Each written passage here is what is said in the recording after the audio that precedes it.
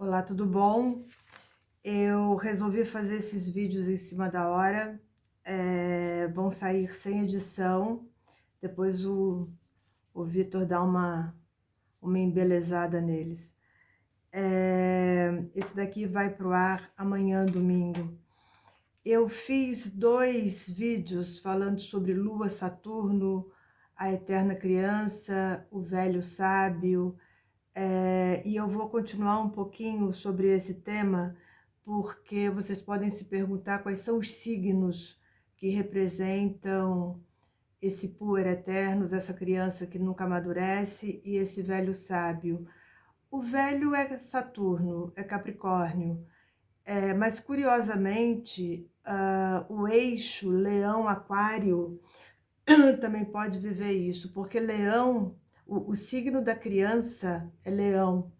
Então, da criança radiante, da criança cheia de vida, cheia de alegria. Então, você tem, para fazer o papel do puer, para encarnar o puer, você tem Gêmeos, Câncer e Leão. E também Peixes e Aquário. Aí depende da estrutura do mapa. Como o puer é dependente emocionalmente, você vai ter com muita frequência o nódo lunar sul na casa 4, ou o nódo lunar sul, aí já entrei nos nódos, na casa 7 em Câncer, que é a dependência do outro, nódo lunar sul na casa 8. Qualquer posição planetária em que você possa identificar a dependência emocional e o medo de crescer, né? Aí vocês vão perguntar, mas então aspectos de Saturno? Não, porque o que Saturno vai exigir vai ser exatamente a vivência do velho sábio, a vivência, se tiver algum aspecto de Saturno positivo ou negativo, segundo a tradição, o aspecto está pedindo o crescimento, né? Tá cutucando para crescer, vai fazer doer. Lógico que os nodos, em teoria, também, mas o nodo lunar, ele não vai funcionar com a pressão de Saturno, ele vai causar uma série de eventos para que essa pessoa se torne consciente daquilo que ela precisa realizar. Então, você vai ter Gêmeos, Câncer e Leão como os signos mais juvenis, no bom sentido, inclusive. Casa 3, casa 4, casa 5. Casa 5 é a casa do prazer, casa 4 é a casa da mãe, casa 3 é a casa dos amiguinhos. A casa 7 é a casa 8 pela dependência emocional. E aí você vai ter uma outra configuração de mapa que vai ser Aquário e Peixes no nódo lunar sul, porque não tem forma.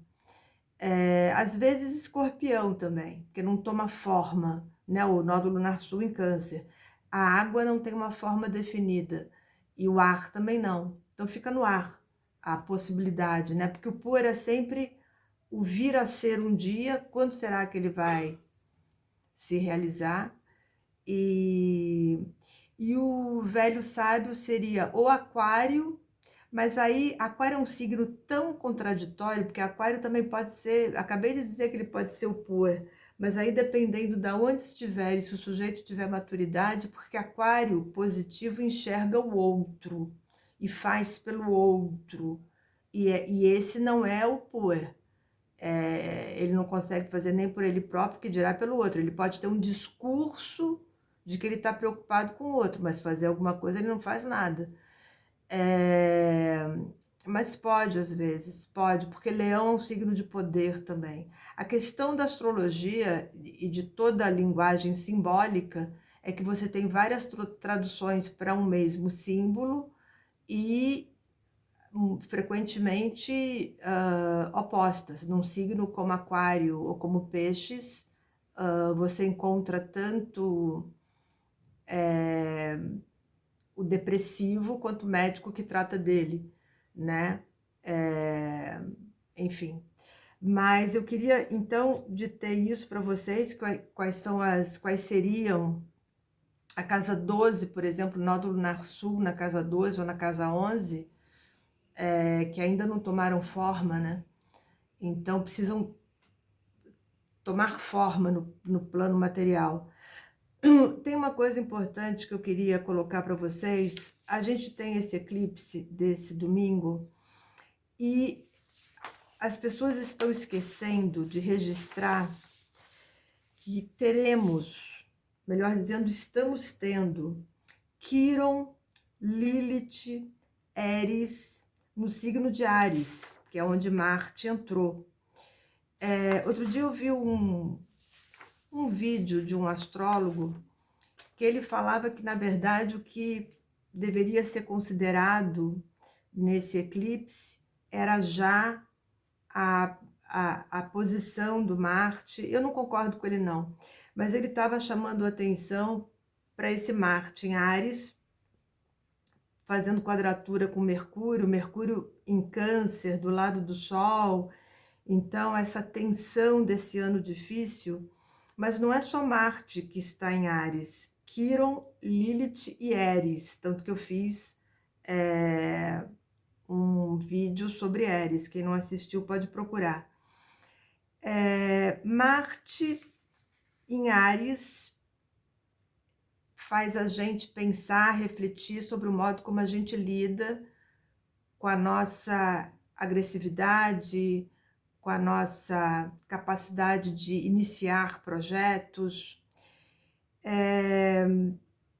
Tomara que esse Marte tão desafiador seja positivo. Eu espero, porque os aspectos mais pesados de Marte com Saturno, Júpiter, Plutão em 2020, acho que o pico é agosto, setembro, outubro, que ele chega a 27 graus. E com Éris, né? Conjunção com Éris, de 24 a 27.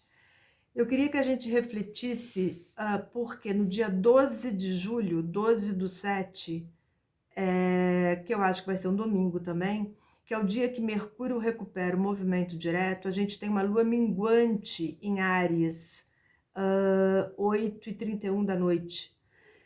E seria um momento bom para a gente estar refletindo ou pedindo para que a agressividade do mundo diminuísse um pouco. O que eu sei que é bastante difícil da gente estar... Tem que fazer muito, muito, muito esforço para isso realmente acontecer. Mas é possível, né? É possível. É difícil, mas é possível.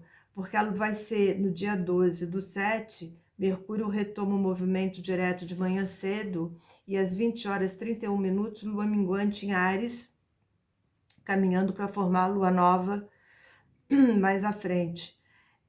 Pedir nesse momento que as pessoas tenham mais compaixão e menos raiva, porque o ascendente, inclusive, vai ser 0 grau de Peixes, horário de São Paulo, horário de Brasília.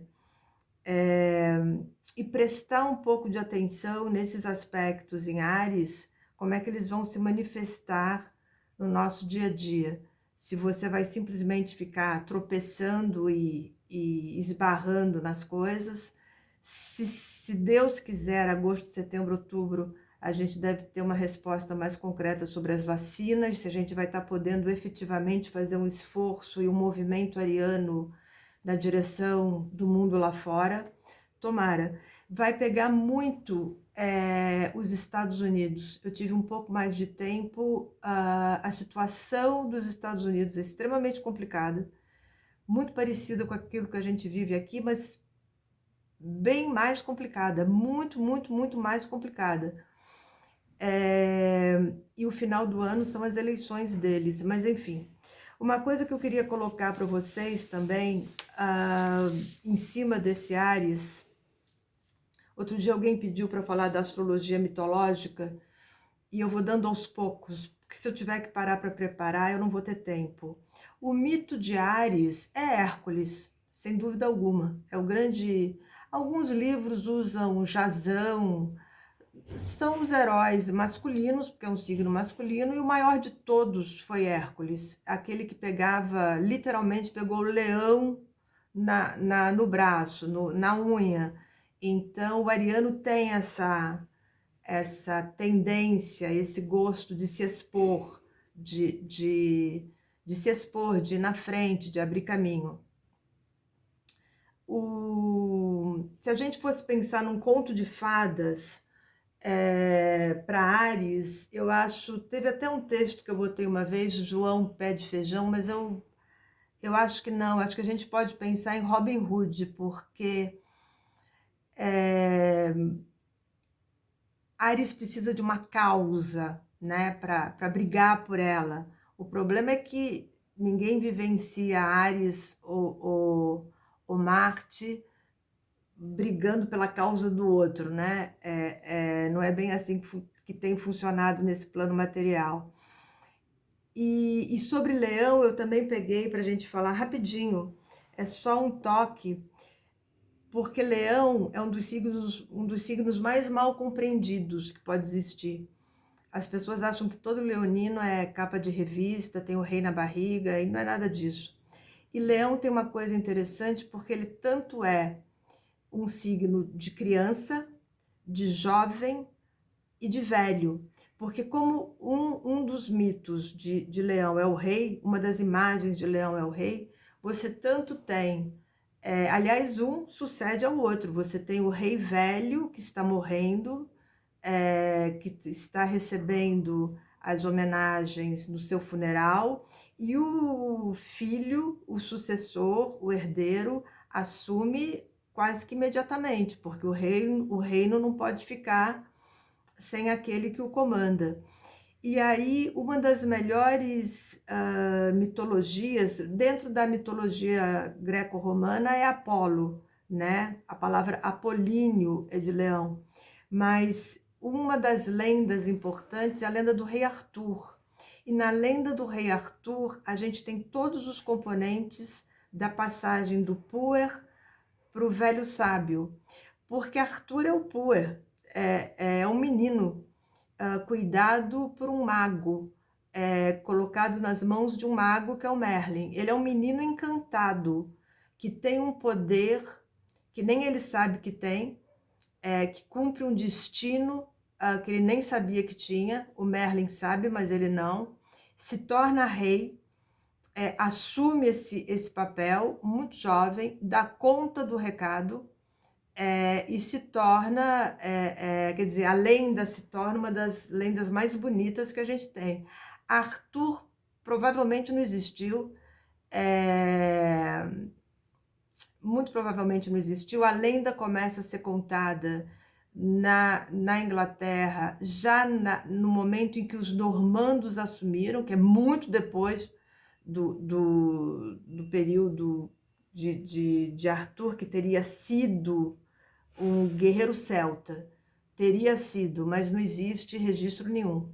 Mas é uma das lendas mais bonitas que existe, é onde você tem toda a passagem da alma infantil com um poder que ela própria desconhece, que se faz rei por direito, é dele esse direito, que se torna um grande rei, que tem seus companheiros, seus cavalheiros, eu acho que chama, que vai ser traído pelo melhor amigo, enfim.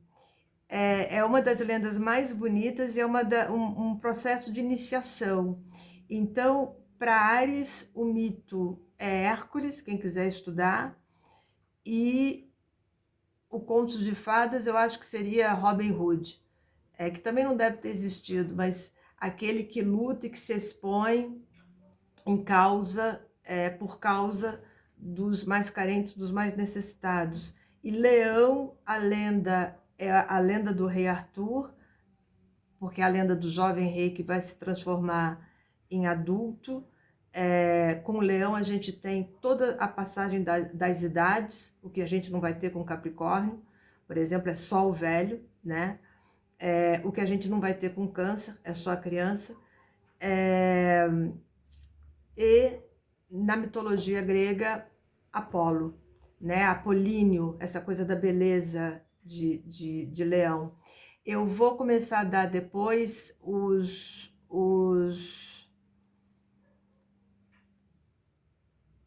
eixos de karma. Eu vou chegar nesse karma porque me pediram para falar se todo... Tem uma pergunta engraçadíssima, se todo nódulo lunar sul é destinado ao fracasso. Não é, mas isso é outro bloco que eu já estourei 15 minutos. Obrigada.